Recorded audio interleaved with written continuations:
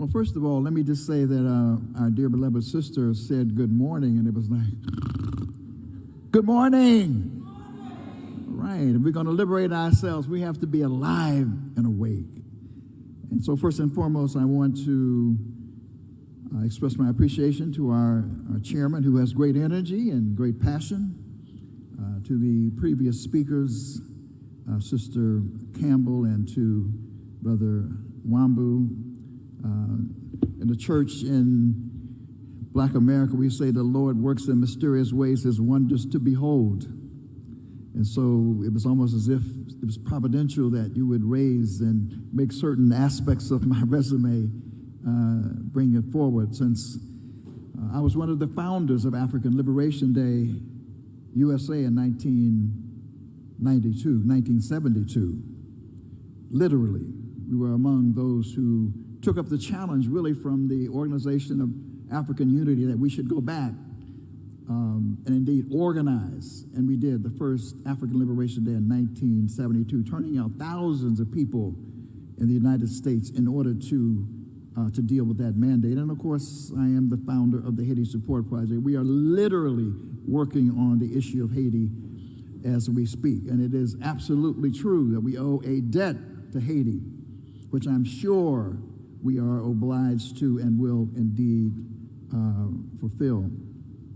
I just want to quickly offer profound gratitude and appreciation to His Excellency Nana Akufo-Addo and Ghana for hosting this historic conference, along with the Open Society Foundation and sponsors and the secretariat and the staff and the volunteers.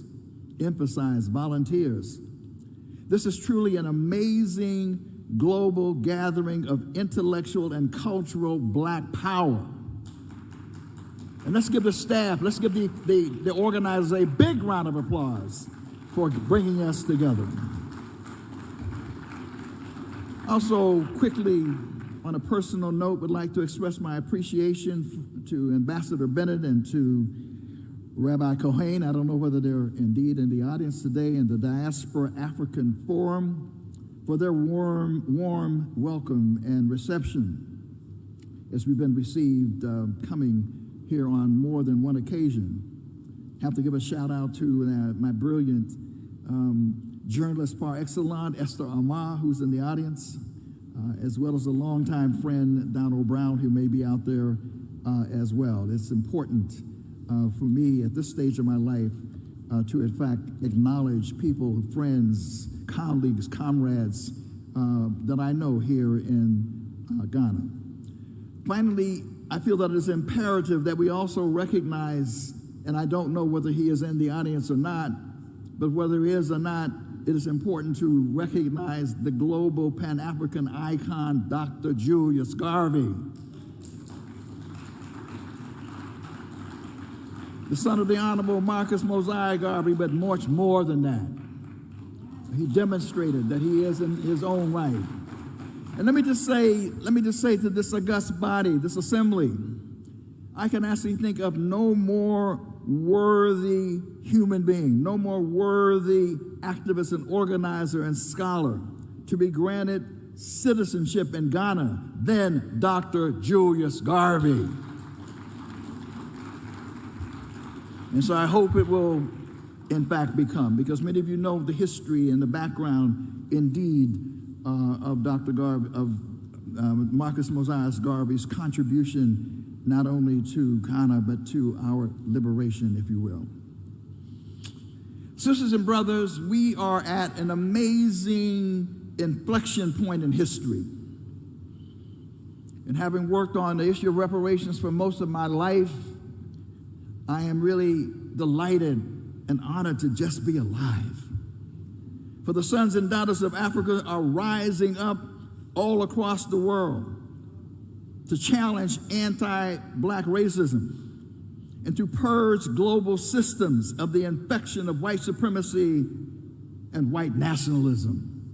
It is happening all over the world. And so we take this moment very seriously in terms of what the prospects are, what the challenges are, and what indeed the opportunities are.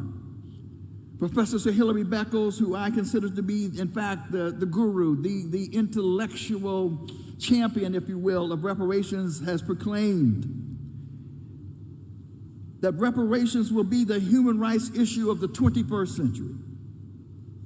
And hence, it is indeed imperative that we do what we are doing today, and that is looking carefully at what indeed are the challenges and opportunity, indeed what is required in order to build the kind of collaborative, coordinated, collective movement under the framework of a united front. That is indeed very, very, very serious business. In Institute of the Black World 21st Century, our mission is promoting a culture of collaboration to heal and empower Black families, communities, and nations. This is what we do. This is a part of what we firmly believe, that it must become a part of our culture, that we collaborate, we coordinate, so that we are effective in the work that we do. And let me just say, I neglected to also say that I am with Cam Howard and Sister Amara Inya, the co-convener of the Global Circle for Reparations and Healing. It is in this context that I would like to call our attention, therefore, and I think Brother Brian the other day sort of mentioned this, there's always within these great movements, and this is in fact an amazing gathering. There's unevenness in development by the nature of the fact that we enter at different points in time. And so what our professor indicated in terms of history becomes important, so that we have a sense of what preceded us and what the lessons may have been and what the challenges may have been and how we might move forward in a very, very effective way. So it is in that context that I feel it is important to call to your attention the milestone summit on reparations and healing that was convened in this very space, August 1st to the 4th in 2022, which produced the Accra Declaration, And I say that because just as Professor Wambu began to talk about the steps, the documents, the kind of, we have to sort of be very, very, very respectful and indeed knowledgeable about how these things proceed, so that again, we don't necessarily go over the same path again, but also build on the incredible history of resistance, resilience, and triumph that our people have established. And so this Accra Declaration, I'd like to cite because it may have been useful for it to have introduced into your documents so that people might be aware of it. And so what I'd like to do, with your permission, is just take a quick minute to cite this document so that you will be aware of what happened here in August of 2022. And it begins by saying, on August 1st to the 4th, 2022, Black activists and scholars from Africa, the Caribbean, North America, Europe, Central and South America convened to discuss a global agenda for reparations and healing. Recognizing the importance of reparations and healing as a global imperative, we are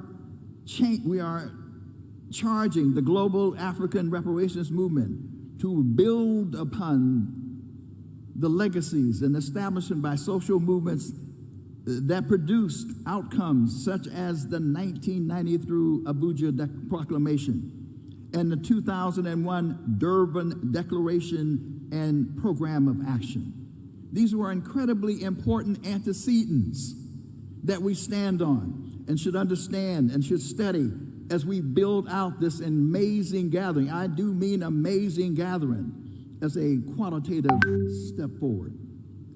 In his keynote remarks at this convening, President, His Excellency Nana Akufo-Addo, stated the importance of the African Union making reparations a priority issue, setting an expectation for the engagement of other African heads of state to join the African people and peoples around the world in this global endeavor. he said, we acknowledge, and then in this declaration we said, we acknowledge President Addo's solidarity message with the reparations movement.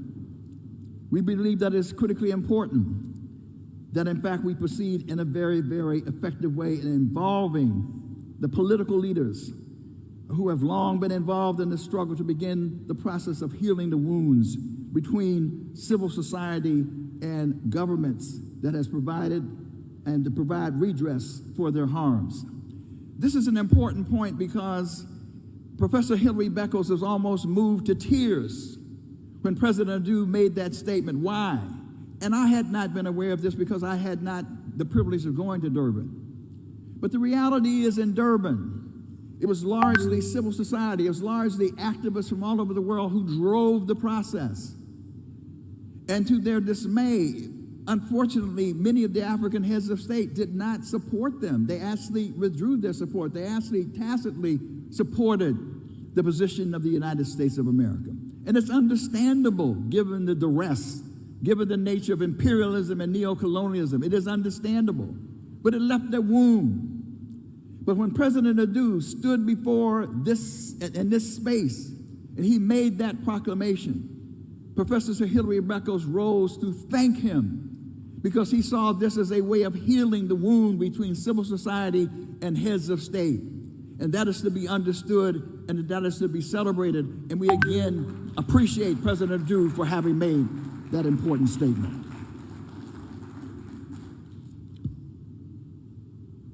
So in this document, we go on to say that we submit that African nations and political leaders must take a central position, fully in step, and these are important words, fully in step and guided by African peoples and civil society in enforcing the demands for full repair, for perpetuating institutions and governments and families that have negatively been impacted by the crimes against humanity. In other words, what is being said here is that we have to develop the relationship between heads of state and civil society. And in reality, given the long history of this movement, we know that largely it has been driven from the bottom up by heroic people of artists, cultural workers, advocates, scholars who have driven this movement in all of the spaces, from the U.S. to the Caribbean, here on the African continent. And so we must have this partnership, we must have this collaboration as a way of advancing this movement at this critical moment in time. And this document goes on to say we call for the foundational support and engagement of the social movements in the global reparations movement. For example, the Pan-African Global Movement and CARICOM and the National African American Reparations Commission, the Transitional Justice Legacy Fund, and consolidating into building this global reparations movement. And what that essentially says is that at this summit that was held two years ago, or a year and a half ago, the ecosystem, the basic infrastructure was being put in place so that we don't have to replicate, duplicate, trip over each other, that a basic infrastructure was being shaped that people could in fact plug into and move forward with in terms of building out this important and incredibly powerful movement. And so, brothers and sisters, once again, I say that this gathering sort of is a great movement that we need to be cautious about in terms of learning and building, but not hesitant in terms of moving forward. And it was important to note that as this document was forged, there were a number of people who came together, not only for the summit, but for drafting this document. People like Nicole Hannah-Jones, who met with us in Bellagio, where we brought together a group of scholars and activists to deal with actually building and developing this agenda for the summit that was developed. Dr. Joy DeGrew's name has already been invoked. Mahmoud Kamara, Brian Kagora, who, of course, is one of the brightest minds we have within the African constellation, Jasmine Mickens, and, of course, Professor Sir Hilary Beckles, who could not make Bellagio but was a part of the actual summit itself. And that summit is, just to name some of those very same people were here, as well as Dr. Julius Garvey. I cite that only to indicate that there is a continuity, and that the continuity is important in terms as we move forward to shape this movement. Dr. Cheryl Grills, who is here, her name has already been invoked. Dr. Amara Inya, Mahmoud Kamara, Cam Howard, of course, Robin Ruth Simmons. They were all here and helped to produce this document. Now, brothers and sisters, the point is that this movement is occurring at a critical inflection point in history. And a part of our understanding of that must take into account the centrality of the role of certain institutions. And I'm here to declare to you that absolutely the decision by the nations of CARICOM in 2013, the heads of state across political lines, those themselves who are being victimized by neocolonialism, to stand up, to rise up, and to demand reparations for native genocide and for African enslavement was one of the boldest decisions we have seen perhaps in the last half century. And they are due credit for that. Let's give them, CARICOM and the CARICOM Reparations Commission, due for that courageous decision. I say that because it is a model, and certainly we in the United States of America, and of course we have a long-standing struggle in the United States of America. It has its ebbs and flows, but at that particular moment, it was an inspiration to we in the United States of America, we in Black America. It was out of that we forged and created the National African American Reparations Commission, working synergistically with CARICOM, the CARICOM Reparations Commission, because they built commissions in each of the states. They developed the 10-point program, we developed the 10-point program. And we've worked synergistically, and perhaps in the question and answer period we can talk more about that, because that has been so powerful in helping to encourage each other and to build out our reparations movement. And so it's important to recognize CARICOM because, again, of this inspiration. And it's important to say that in all of those discussions, it was quite interesting because Professor Beckles and we and NARC and others were saying, we are waiting on our sisters and brothers in Africa. We're waiting on, Beckles over and over again said, we have to get Africa engaged. We have to get Africa engaged. How can it be that at the scene of the crime, we do not have our African brothers and sisters involved?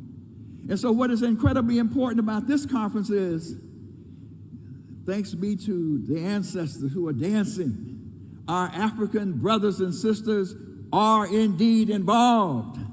Not only are they involved, we see heads of state stepping out, leaders from the African Union stepping out, which means that there is no way in hell that we will never be turned back in terms of our quest for reparatory justice.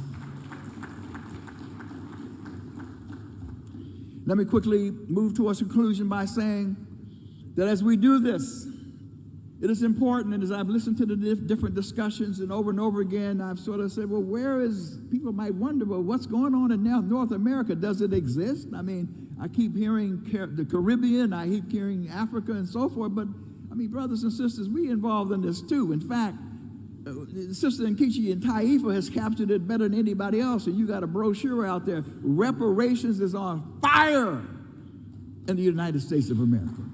After generations of struggle going on from Callie House throughout to Queen Mother Moore to the present time, reparations is on fire. If you don't know about H.R. 40, the bill to create a governmental bill to create a commission to study and develop reparations proposals, you should know. We are on the brink of getting that enacted by executive order by President Biden. He needs to do it. He must do it if, in fact, he wants to get the black vote in this next election. So we are going to have a commission. Evanston, Illinois, Robin Ruth Simmons.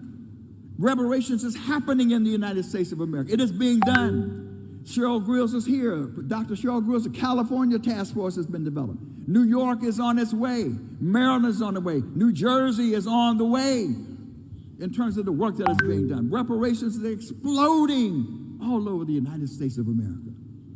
And so we need to be sort of recognized as a part of this process as we're building out, because historically, much of the thrust for Pan-Africanism, much of the thrust for, indeed, the quest for reparatory justice has emanated from the struggles in Black America. And Professor Hilary Beckles has been quick to indeed acknowledge that. And so, sisters and brothers, again, this magnificent conference is one which is leading us in the right direction. My comments today are only for the purposes of saying that collaboration, coordination, working together, building out the edifice, building out the structures so that we are, in fact, moving in a coordinated way is incredibly important. Professor Hilary Beckles once declared that John Conyers, some of you may know Congressman John Conyers, he once declared that he was the legislative champion for reparations in the United States of America. Well, it is now the Honorable Sheila Jackson Lee who's the legislative champion these days. But what I also want to say is we know that President Adu is soon to be former President Adu, but I mean, you know, a lot of times these presidents, they retire and they go into obscurity, but we do not need him to go into obscurity. We need a legislative champion. And hopefully President Adu will become a global champion for reparations and continue to lead the charge on the global scale. And how incredibly important is that he has this powerful woman, this incredible warrior woman in Barbados, Maya Moore Motley, to be a part of that team. And then we go on to Colombia, and Francia Marquez, the first black woman vice president, is a part of it. What a hell of a team to lead us into the 21st century. And so we are in good hands. But I would say finally, let us not ever forget, however, that in this regard, that is from the grassroots. It is the rosters, it is the artists, it is the people from the grassroots who must build the kind of global movement that Commissioner Commission talked about. Something equivalent to the Free South Africa movement, driven from the bottom up, working hand in hand in partnership with our sisters and brothers, our leaders at the state level. That is what we must do. That is what we must build. And we are certainly on the road to doing that. And so I end by saying the Accra Declaration should be a part of your documents, just as the Durban Declaration, just as the Abuja Declaration. All of these are a part of your study kit, your guide in terms as we move forward to even out the understanding of where we are. And we know that as we move forward, and we will move forward, just returned from Grenada, where a delegation from the Institute of the Black World 21st Century joined in the commemoration after 40 years. After 40 years. And we all know 40 years ago, Maurice Bishop, one of the brightest stars in the constellation, was murdered, was assassinated, was taken out in a brutal day 40 years ago on October 19th. We've just returned because Deacon Mitchell, the bright young star, the bright young prime minister there, has declared October 19th All Heroes Day. I cite that only because we know that the battle cry of Maurice Bishop, the motto of the People's Revolutionary Government, is one that we perhaps can embrace. That in this moment, we will say, forward ever, backward never, forward ever, backward never, forward ever, backward never. Thank you very much.